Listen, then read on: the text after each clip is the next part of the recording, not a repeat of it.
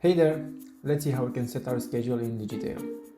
So we go to administration, we make sure that we are on a clinic profile, and then we click the tab schedule. In order to set the schedule for a specific day, we go here and click on it. From here we select the timetable. If we have a break, we can add a new interval specifying, for example, that we are open from 8 a.m. to 1 o'clock, and then we have a break between 1 and 2, and then from 2 o'clock to 8 o'clock.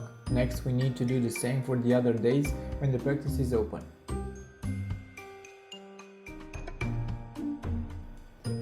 If the practice is closed one day, it's enough to leave it inactive. If our schedule is different on some days or periods, such as holidays, there is no need to change the general schedule. We can set an exception. For example, let's say we don't work on the 25th of December.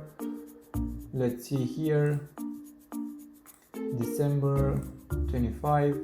We can set the recurrence such as annually, and here we can leave it inactive if our practice is closed on that day, or just set a different schedule if we have a short day. I'll just leave it inactive. After finishing the settings, we just click the save button. You can add as many exceptions as you need in order to keep your calendar as accurate as you can.